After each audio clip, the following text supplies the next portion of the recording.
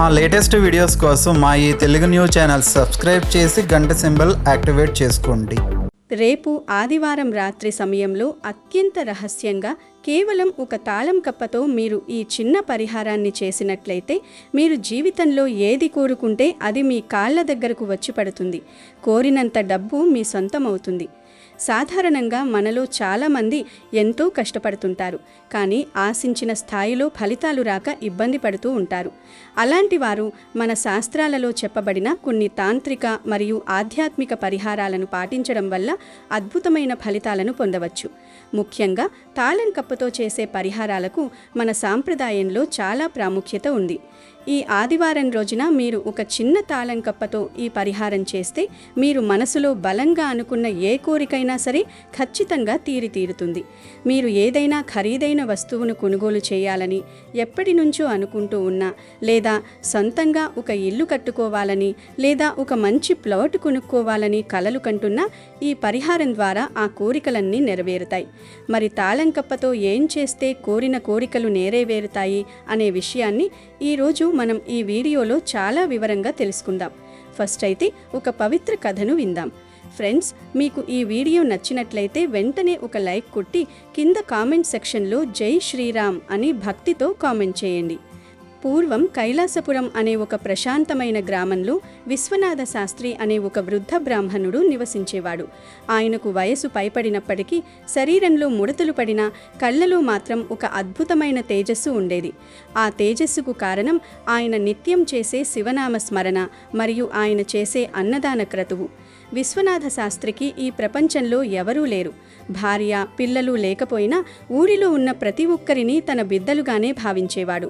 ఆయనకున్న కొద్దిపాటి పొలం ద్వారా వచ్చే ఆదాయాన్ని, తన వద్ద ఉన్న కొద్దిపాటి సంపాదనను కేవలం అన్నదానం కోసమే ఖర్చు చేసేవాడు. అన్నం పరబ్రహ్మ స్వరూపం అన్న మాటను ఆయన అక్షరాలా నమ్మాడు.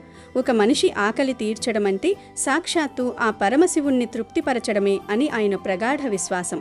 ప్రతిరోజు ఉదయం సూర్యోదయానికి ముందే నిద్రలేచి దగ్గరలో ఉన్న నదికి వెళ్లి స్నానమాచరించి విభూతి రేఖలను నుదుట ధరించి శివలింగానికి అభిషేకం చేసేవాడు. పూజ ముగిసిన వెంటనే ఏమాత్రం విశ్రాంతి తీసుకోకుండా వంటగదిలోకి వెళ్లి పెద్ద పెద్ద పాత్రల్లో వంటలు మొదలుపెట్టేవాడు. 60 ఏళ్లు దాటినా ఆ వంటలన్నీ ఆయనే స్వయంగా చేసేవాడు.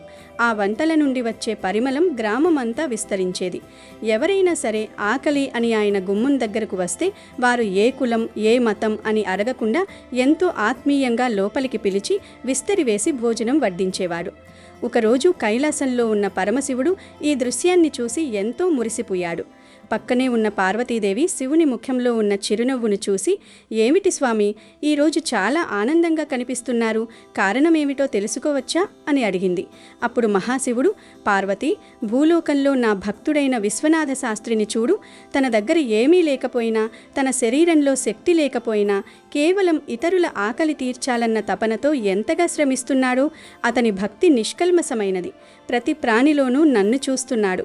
అలాంటి భక్తుడిని చూస్తుంటే ఏ దేవుడికైనా ఆనందం కలగడం సహజమే కదా" అన్నాడు. దానికి పార్వతీదేవి చిరునవ్వుతూ, "నిజమే స్వామి, ఆయన సేవ గొప్పదే, కానీ ఆయన భక్తి ఎంతవరకు స్థిరంగా ఉంటుందో చూడాలి కదా. కష్ట సమయాల్లో కూడా ఆయన ఇలాగే నిలబడగలరా?" అని ప్రశ్నించింది. దానికి శివుడు, "అదే కదా పార్వతి అతని గొప్పతనం. సరే, నీ అనుమానాన్ని తీర్చడానికి నేనే స్వయంగా వెళ్ళి అతని భక్తిని పరీక్షిస్తాను" అని చెప్పి భూలోకానికి బయలుదేరాడు. మహాశివుడు మొదట ఒక కుష్ఠిరోగి రూపంలో చిరిగిన బట్టలు ధరించి ఒళ్లంతా పుండ్లతో చూడడానికే అసహ్యంగా ఉండేలా మారువేషం వేశాడు. విశ్వనాథ శాస్త్రి ఇంటి ముందు నిలబడి, "అయ్యా, ఆకలి వేస్తోంది, ఏమైనా పెడతారా?" అని దీనంగా అడిగాడు. ఆ రూపాన్ని చూసి ఎవరైనా సరే అసహ్యించుకుని దూరంగా వెళ్ళిపోతారు. కానీ విశ్వనాథ శాస్త్రి మాత్రం ఏమాత్రం ముఖం తిప్పుకోకుండా, "రా నాయనా, లోపలికి రా, నీకోసమే అన్నం సిద్ధంగా ఉంది" అని పిలిచాడు. ఆ కుష్ఠిరోగి రూపంలో ఉన్న శివుడు, "అయ్యా, నా ఒళ్లంతా వ్యాధి ఉంది. నేను మీ ఇంటి లోపలికి వస్తే మీ ఇంటి మైలపడుతుంది కదా, నాకు బయటే ఏదైనా పెట్టండి చాలు" అన్నాడు.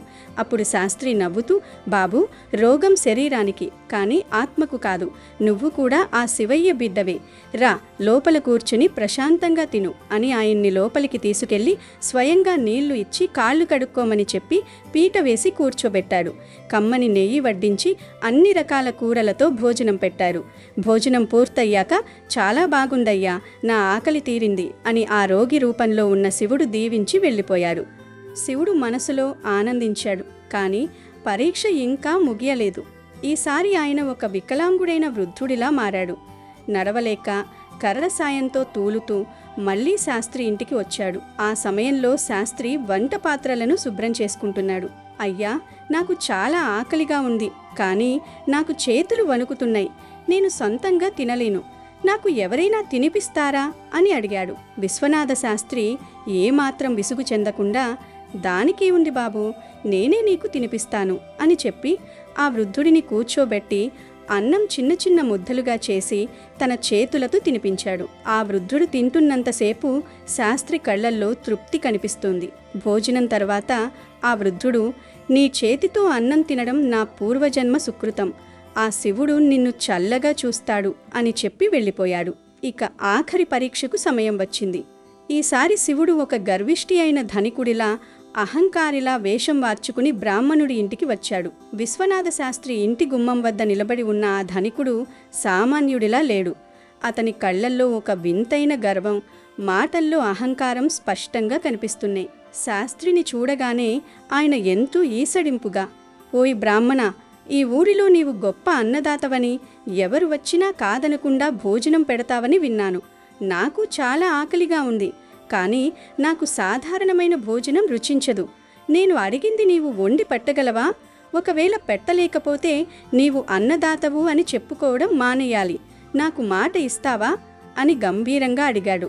ఆ మాటలకు శాస్త్రి ఏమాత్రం చలించకుండా ఎంతో వినయంగా చేతులు జోడించి, నాయనా, నా ఇంటికి వచ్చిన అతిథిని ఆకలితో పంపడం నాకిష్టం లేదు.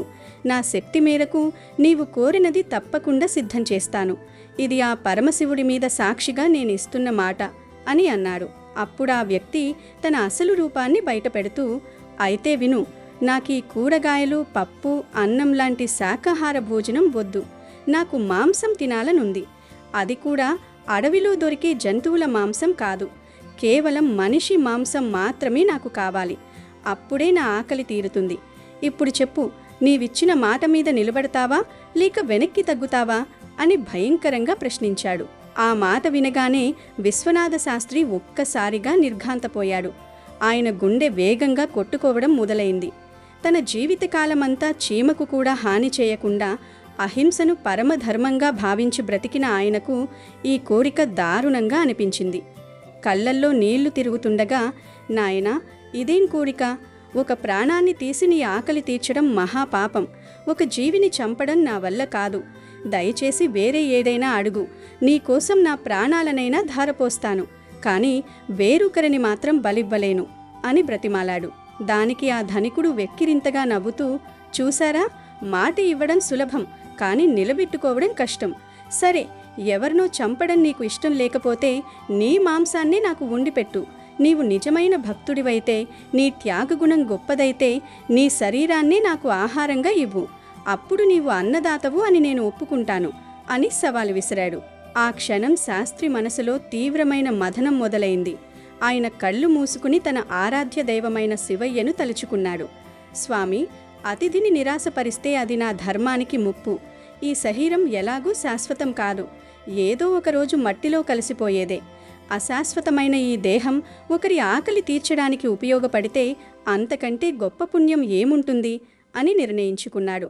వెంటనే లోపలికి వెళ్ళి పదునైన కత్తిని తీసుకువచ్చాడు. ముఖంలో ఏమాత్రం భయం లేకుండా, అయ్యా, నీవు కోరినట్లే చేస్తాను. నా శరీరం నుండి మాంసం కోసి నీకు రుచికరంగా వండి పెడతాను. నా ఆతిథ్యాన్ని స్వీకరించి నన్ను ధన్యుణ్ణి చెయ్యి అని పలికారు. తన కాలిపై కత్తిని వేసి కోసుకోబోతున్న ఆ తరుణంలో ఒక్కసారిగా ఆ ఇల్లంతా కోటి సూర్యుల ప్రకాశంతో నిండిపోయింది. ఆ ధనికుడి రూపం మాయమై సాక్షాత్తు ముక్కంటి జటాజూటధారి అయిన పరమశివుడు ప్రత్యక్షమయ్యాడు. శాస్త్రి చేతిలోని కత్తి కింద పడిపోయింది. ఆ దివ్య మంగళ స్వరూపాన్ని చూసి ఆయన కళ్ళ నుంచి ఆనంద బాష్పాలు రాలాయి. వెంటనే శివుని పాదాల మీద పడి, మహాదేవా, నన్ను పరీక్షించడానికి ఇదంతా చేశావా? నా దర్శన భాగ్యం లభించింది, నా జన్మ ధన్యమైంది అని గద్గద స్వరంతో వేడుకున్నాడు. శివుడు ఆయనను ప్రేమతో లేపి కౌగిలించుకుని, వత్స, విశ్వనాథ, నీ భక్తి వెలకట్టలేనిది. అన్నదానమంటే కేవలం ఆహారం పెట్టడం కాదు, అందులో నీ అహంకారాన్ని, అవసరమైతే నీ ప్రాణాన్ని కూడా పణంగా పెట్టేంత ఉదారత ఉండాలి. ఆ నిస్వార్థ గుణం నీలో ఉంది. లోక కళ్యాణం కోసం నీవు చేసిన ఈ సేవ అమోఘం. నీవు ఎందరికో ఆదర్శప్రాయుడివి. నీ భక్తికి మెచ్చి నీకు శాశ్వత మోక్షాన్ని ప్రసాదిస్తున్నాను అని దీవించాడు. అప్పుడే పార్వతీదేవి కూడా ప్రత్యక్షమై శాస్త్రిని ఆశీర్వదించింది. ఆ రోజు నుండి ఆ గ్రామంలో అన్నదానం యొక్క విశిష్టత దేశమంతా పాకింది. అన్నదానం చేసేటప్పుడు ఎదుటివారి రూపం, కులం, మతం చూడకూడదని, కేవలం వారి ఆకలిని మాత్రమే భగవంతుని రూపంగా చూడాలని ఈ కథ మనకు బోధిస్తుంది. విశ్వనాథ శాస్త్రి చేసిన ఆ పరమ త్యాగం, అన్నదాన మహిమ వల్ల ఆయన పేరు కాలదర్భంలో కలిసిపోకుండా చిరస్థాయిగా నిలిచిపోయింది. చివరికి ఆయన శివైక్యం చెంది భక్తుల హృదయాల్లో నిలిచిపోయారు. ఆకలితో ఉన్నవానికి ఒక ముద్ద అన్నం పెట్టడం అనేది ఎన్ని పూజలు చేసినా రాని పుణ్యాన్నిస్తుందని ఈ కథ యొక్క పరమార్థం. ఇక ఏమాత్రం ఆలస్యం చేయకుండా మనం అసలు విషయంలోకి వెళ్దాం. ఈ పరిహారం కోసం మీరు పగటిపూటే ఒక కొత్త తాళం కప్పను కొనుక్కోవాలి. ఇక్కడ మీరు గమనించాల్సిన అతి ముఖ్యమైన విషయం ఏమిటంటే, మీరు దుకాణంలో తాళం కప్పను కొనేటప్పుడు అది లాక్ వేసి ఉండకూడదు. అంటే మీరు షాపుకు వెళ్ళినప్పుడు తాళం తీసి ఉన్న దానిని మాత్రమే అడిగి తీసుకోండి. దుకాణదారుణ్ణి ఆ తాళం కప్ప పనిచేస్తుందో లేదో చూడ్డానికి తాళం వేయమని అడక్కండి.